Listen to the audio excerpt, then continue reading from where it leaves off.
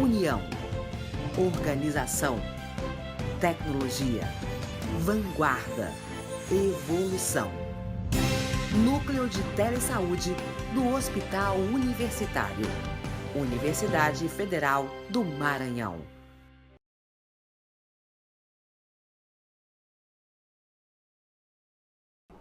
Boa tarde, pessoas. Eu me chamo Karina Martins. Para que nós falemos sobre cultura de paz, é importante que inicialmente conceituemos o que vem a ser a paz, né? Então, a paz é um fenômeno complexo que envolve a construção de uma estrutura e de relações sociais no qual exista justiça, igualdade, respeito, liberdade e pela ausência de todo e qualquer tipo de violência. O conceito de cultura de paz ele está relacionado ao desenvolvimento, aos direitos humanos, à diversidade e à cooperação entre pessoas, grupos, nações. É uma referência que nos traz Brasil em 2009. Bem, assim que, uma vez que conhecemos o que vem a ser a paz, a Organização das Nações Unidas define, em 1999, cultura de paz como sendo um conjunto de valores, atitudes, tradições, comportamentos, estilos de vida de pessoas, grupos, nações, baseados no respeito pleno à vida e na promoção dos direitos humanos e das liberdades fundamentais. Na prática da não violência, por meio da educação, do diálogo, da cooperação, como uma estratégia de políticas públicas para a transformação da realidade social. Assim que a Organização das Nações Unidas convidou diversos ganhadores de prêmios Nobel da Paz, e no qual se propuseram a escrever este documento, que é o Manifesto 2000 para a Cultura de Paz e Não Violência. Ali, eles descrevem 6 princípios de cultura de paz, a saber, primeiro deles, o respeito à vida, o respeito à vida e à dignidade de qualquer pessoa sem discriminação ou prejuízos, ou então prejudicá-lo. Isso não faz muita referência, claro, à Declaração dos Direitos Humanos. 2. Rejeitar a violência e toda e qualquer prática de violência. Na verdade, praticar não violência ativa, repelindo, rechaçando quaisquer tipos de violência, sejam elas física, social, psicológica, econômica, particularmente diante dos mais fracos e vulneráveis, como as crianças e os adolescentes. Número 3. Ser generoso. Compartilhar de seu tempo, dos recursos materiais, cultivando a generosidade para o fim da exclusão, da justiça e da opressão política e econômica. Na verdade, são atitudes para mitigar a violência. Número 4. Quarto princípio. Ouvir para compreender. Defender a liberdade de expressão, a diversidade cultural, privilegiando a escuta e o diálogo, sem ceder ao fanatismo, nem à maledicência e ao rechaço ao próximo. Então, percebam que todos esses princípios, eles são pautados na Declaração dos Direitos Humanos. Quinto, preservar o planeta. Promover o consumo responsável, consciente, um modelo de desenvolvimento que tenha em conta a importância de todas as formas de vida e o equilíbrio dos recursos naturais do planeta. É um tema bastante recorrente. E, finalmente, redescobrir a solidariedade, contribuir para o desenvolvimento da sua comunidade, propiciando a plena participação de mulheres com respeito aos princípios democráticos, no intuito de criar novas formas de solidariedade.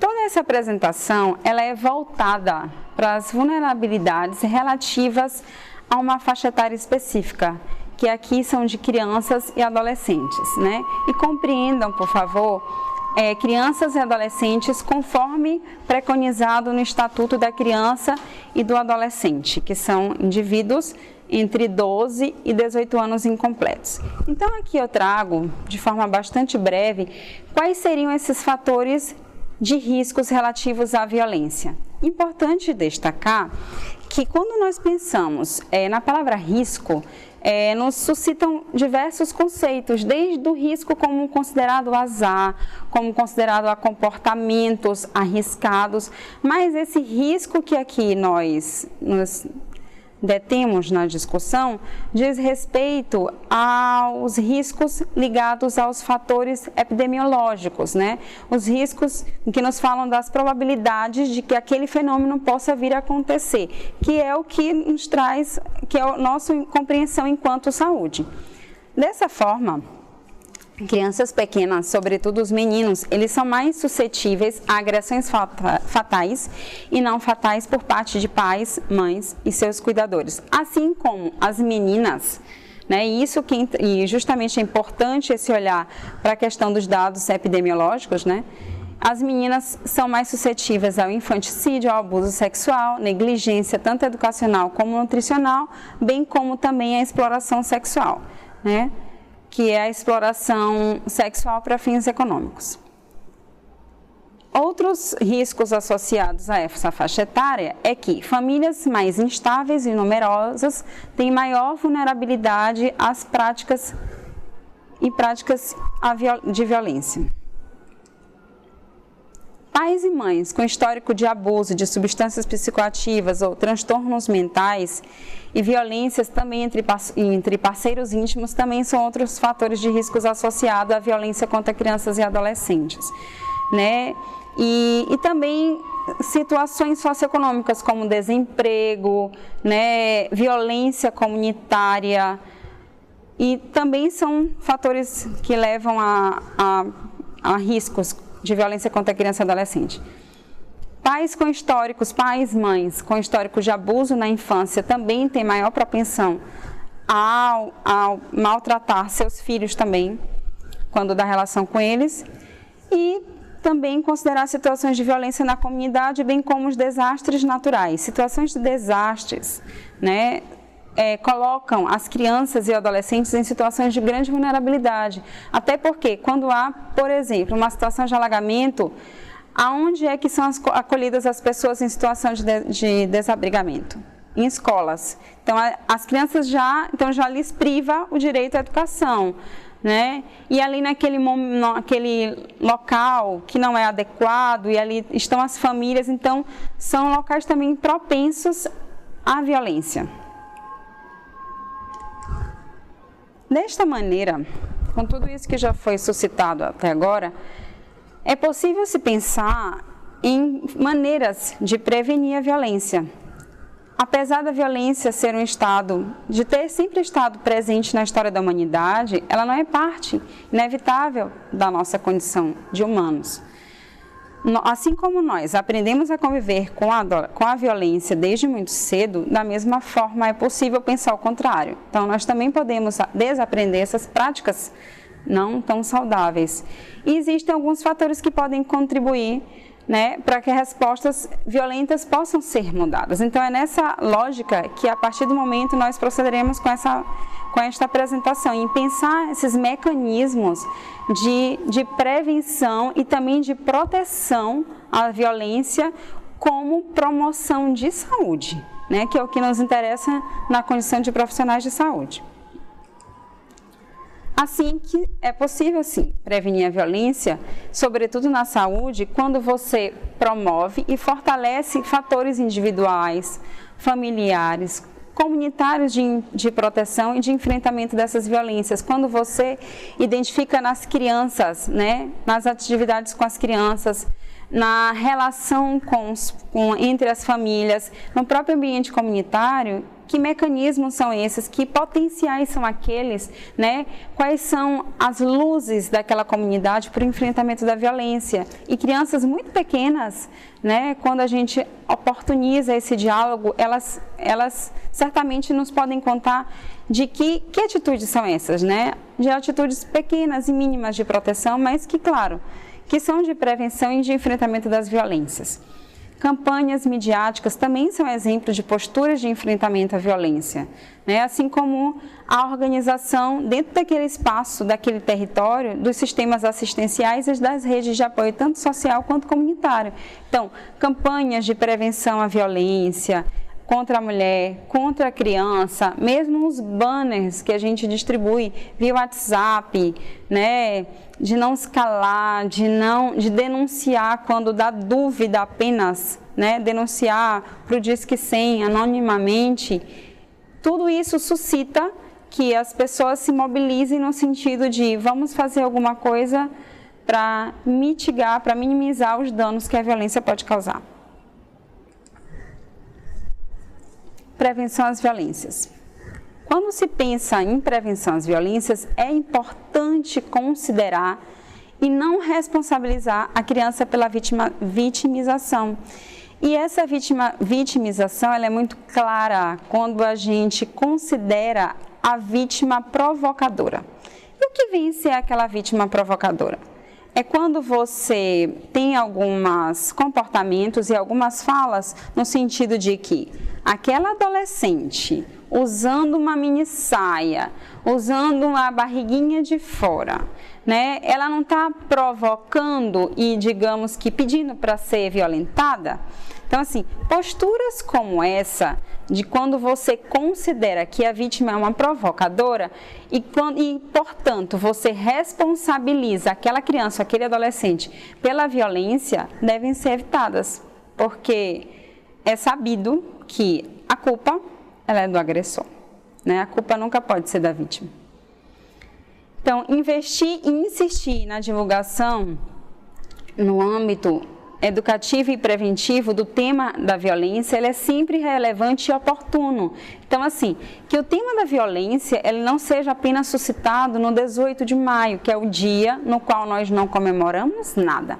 É apenas o dia em que nós lembramos, né, todos os danos causados à violência, né, contra as nossas crianças e os adolescentes. Então, geralmente as escolas, as comunidades, as organizações de sociedade civil se mobilizam nesse dia para marcar fortemente a luta contra a violência de crianças, né, contra crianças e adolescentes. Mas é preciso avançar, é preciso que essa seja uma pauta permanente, né, para esse enfrentamento. Divulgar material pedagógico próprio, considerando a faixa etária, como cartilhas, vídeos de bolso, né? Suscitar momentos onde próprios adolescentes possam criar esses vídeos de bolso, vídeos pequenos, curtos de 30 minutos, né? É importante para divulgar maneiras, né, de você trabalhar a questão da violência. Assim como músicas, jogos, dinâmicas, peças de teatro, outros instrumentos lúdicos, né? Trabalhar com a ludicidade, quando se pensa em criança e adolescentes, é importantíssimo. Então, assim, o conteúdo chega de maneira mais concreta e para o atendimento das crianças e do adolescente. Até porque, quando a gente oportuniza aos adolescentes o protagonismo juvenil, né, quando se oportuniza que eles desenvolvam essas atividades com outros adolescentes na perspectiva da discussão em pares, né, entre eles, entre as mesmas faixas etárias, com as mesmas linguagens, com os mesmos saberes, há uma abertura maior para suscitar e para a discussão do tema da violência, assim como de todos os outros. Quando se pensa também na prevenção das violências, é importantíssima a efetiva participação de pais, mães, cuidadores na vida escolar, né, de seus filhos. Deste modo, estreitando a relação entre a comunidade escolar, bem como a unidade básica de saúde, né? Quando nós pensamos na perspectiva do programa Saúde na Escola, é impossível considerar esse binômio, comunidade escolar e unidade escolar. Então, é importante que, de fato, o discurso seja alinhado, que a unidade escolar seja uma referência para aquela unidade básica de saúde e que, dali, os meninos e as meninas possam ter acesso efetivo à unidade, né, para buscar os profissionais quando de suas angústias, quando de suas dúvidas, sobretudo nessa fase tão peculiar de desenvolvimento, quando lhes interessa as questões de saúde sexual e saúde reprodutiva. Não esperamos, né, não devemos esperar que os adolescentes procurem a unidade básica de saúde quando vítimas de violência ou então quando de uma gravidez que não foi planejada. né? Que as unidades básicas de saúde sejam espaços efetivos de participação e até de escuta adequada, né? Dos meninos e das meninas. Então, assim, quando há essa ligação entre a unidade escolar e a unidade básica de saúde, se estimula com que crianças e adolescentes adotem comportamentos de autoproteção, né? Que é outro nível de quando você pensa na prevenção às violências. Então, pais, mães e cuidadores devem estimular as crianças e adolescentes a falarem abertamente sobre seus problemas, sem críticas e sem julgamentos. Crianças e adolescentes geralmente não mentem sobre possíveis abusos ou moléstias. Na verdade, quando eles referem para alguém de confiança, quando eles escolhem compartilhar esse segredo que lhes causa tanto dano, é porque de fato eles falam de um sentimento que é ali. Dificilmente eles mentem ou inventam quando relatam, né? Então é um mito pensar que crianças e adolescentes poderiam inventar histórias de violências. Assim que eu trago a discussão sobre os níveis de prevenção à violência, né? Já que nós elencamos possíveis estratégias para falar de prevenção da violência. Então, a violência, os níveis de violência eles podem estar em três níveis. Prevenção primária, que ela é anterior à violência, quando você procura observar ali naquela comunidade, naquela família, quais são os possíveis riscos associados à violência que podem culminar em violência, né? Então, é uma intervenção anterior à violência. A prevenção secundária é quando a violência já ocorreu. E dessa maneira, é preciso que nós, profissionais de saúde, tenhamos respostas imediatas à violência, no sentido de diagnosticar, tratar, curar e minimizar os danos permanentes. A prevenção terciária é uma intervenção a longo prazo que visa minimizar esses danos e limitar que essa violência se estabeleça enquanto crônica. É claro que as ações de cuidado, que é preciso considerar que a intervenção é importante quanto ao cuidado com as vítimas, mas sobretudo também pensar em intervenções junto ao agressor.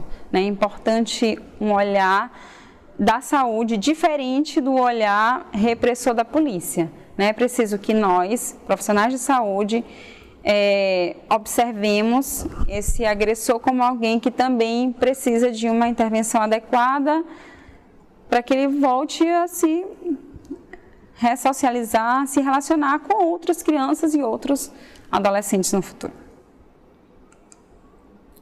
Então, quais são os passos primordiais para a prevenção da violência?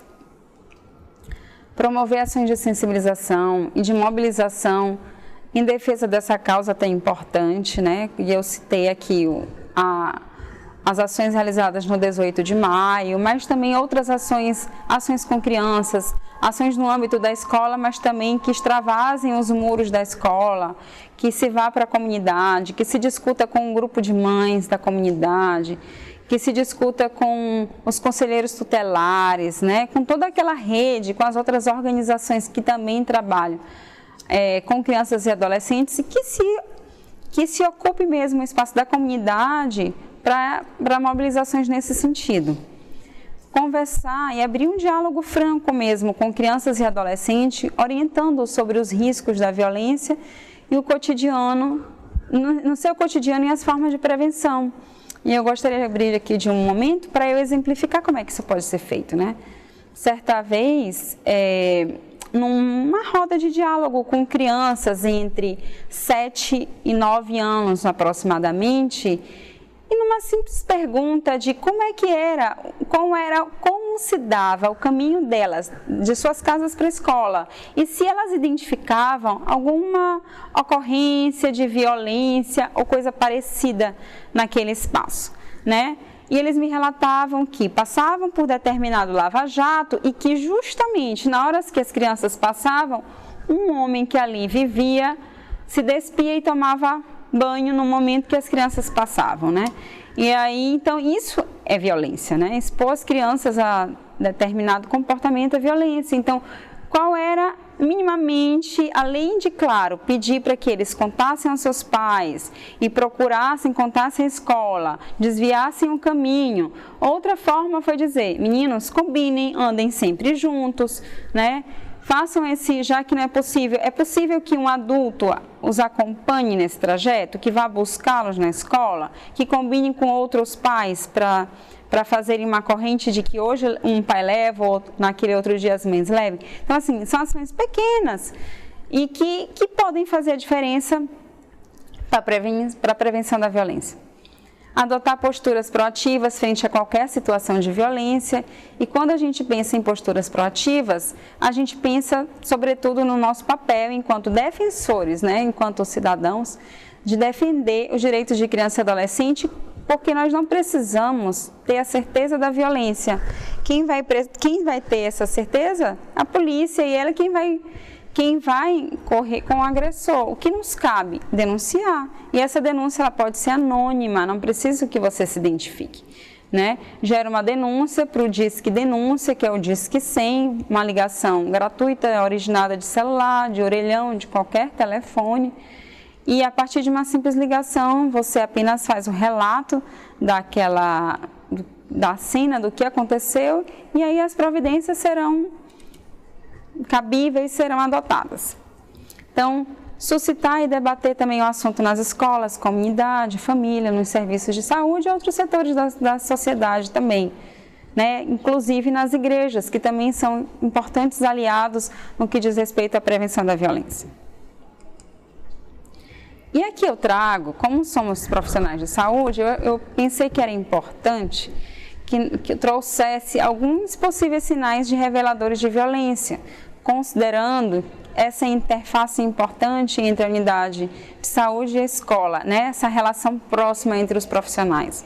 Então, quando a criança ela mostra repentina mudança de comportamento ou performance na escola, isso deve acender um alerta, né, para aqueles profissionais, de dizer assim, nossa, vamos investigar o que está por trás dessa mudança repentina. Uma criança, um adolescente que quase não recebe a supervisão de um adulto, quando ele demonstra, por seu comportamento, por sua vestimenta, por seu material, está negligenciado. Não recebe ajuda quando são reportados aos pais os problemas médicos percebidos, né? Quando claramente se percebe uma postura negligente de seus pais. Dificuldades de concentração que não podem ser atribuídos a problemas específicos, que específicos sejam estes físicos ou psicológicos, né? Tudo isso são sinais, possíveis sinais reveladores de violência. E trago outros. Quando a criança ou adolescente está sempre alerta, como se estivesse preparada para algo ruim lhe acontecer. Crianças e adolescentes exageradamente cordatas, né, passivas ou introvertidas. Então, adolescentes que vão à escola, ou então para qualquer outra atividade, que fica até tarde, chega muito cedo, se recusa a ir para casa, né, podem ser sinais, né? Fiquem alerta a esse tipo de comportamento. Quando ela expressa, quando ela reporta mesmo que sofre um abuso de um parente próximo ou de um cuidador, quando a criança foge de casa, quando você observa queimaduras, mordidas, machucados, hematomas, ossos quebrados, olho roxo, ou então quaisquer danos físicos, né? Suscite, né? Pergunte, questione quais são as causas dessas violências. Hematomas em processo de cicatrização, outras marcas notadas depois de faltas consecutivas à escola. Quando a criança ou adolescente aparenta ter medo dos pais, ou então se queixa, protesta quando precisa ir para casa. Quando ela se encolhe, né, ao perceber a aproximação de um adulto, sobretudo quando esse adulto é um adulto desconhecido. Quando ela relata, né, reporta danos físicos causados pelos pais, mães ou seus cuidadores. quando ela demonstra comportamento sexual inadequado, né? Crianças muito pequenas que dentro da sala de aula começam a se masturbar, quando começam a insinuações de posturas sexuais com os outros colegas, né? Adolescentes que começam também a ter posturas inadequadas na sala de aula de cunho sexual. Então, tudo isso são sinais que possam indicar que aquele menino, que aquela menina é vítima de violência. Bem como os casos de gravidez ou de infecções sexualmente transmissíveis. Dificuldade ao andar, ao sentar. De uma hora para outra, a criança ou adolescente se recusa a trocar roupa na frente de outras pessoas, ou então quando ela deixa de participar de atividades físicas que requerem exposição do corpo, né? Mostrar as pernas desnudas ou mesmo as costas. Quando ela relata ter pesadelos, ou então quando ela começa a molhar na cama, né? Fazer xixi na cama. Então, quando ela passa por uma mudança drástica de apetite, tanto para inanição quanto para engordar também. Tudo isso são sinais. E aqui eu trago algumas sugestões de atividades que podem ser relacionadas com crianças e adolescentes dentro do âmbito escolar, dentro da unidade de saúde, né? Inicialmente, rodas de diálogo sobre a temática da violência, como batata quente, pega uma bola, uma música, vai passando. Mesmo quando você distribui filipetas e pede para que eles relatem ou conte um caso que eles conhecem naquela comunidade, entre a família, de alguém que já sofreu violência. E assim, realmente é muito preocupante quando, por exemplo, nas experiências que eu tive de atividades com crianças e adolescentes, quase todos eles têm algum caso para contar de ameaças, de violências sofridas por eles mesmos ou então por amigos muito próximos. Quando a gente faz estratégia de traçar um mapa social da comunidade, né, onde você, numa folha mesmo, num papel A4 bem grande, você pede para que eles desenhem ali a sua comunidade, né? Identifica onde é que está a escola, onde é que estão as principais igrejas, onde está a unidade básica de saúde, onde é que está o CTA, né? O Centro de Testagem e Aconselhamento, onde é que fica o CRAS, onde é que fica o CREAS, onde ele identifica ali os sistemas, os aparelhos sociais da sua própria comunidade, né? E ali se discorre a posterior, né, da atividade, no momento que eles traçam aquele mapa, quais são os fatores de riscos e os de proteção ali identificados na sua própria comunidade. Importante também desenvolver gincanas, jogos, filmes, concurso de poesia, histórias em quadrinhos com a temática, né, da cultura de paz, de prevenção da violência. E, sobretudo, promover na escola um ambiente adequado e de proteção, né? Identificando naquele espaço quais são os ambientes vulneráveis e os ambientes de risco. Porque, infelizmente, os dados nos demonstram que a escola ela não é um ambiente acolhedor nesse sentido, de que ali, infelizmente, também é um lugar de ocorrência de violências, né? Nos banheiros públicos e até, inclusive, na sala de aula. Então, essas são apenas algumas sugestões e tem outras diversas, né, que podem ser colocadas em prática para um trabalho com crianças e adolescentes. Assim, eu encerro a minha fala com o pensamento de pacifista Mahatma Gandhi, que diz que não há caminho para a paz, que a paz é o caminho. Muitíssimo obrigada.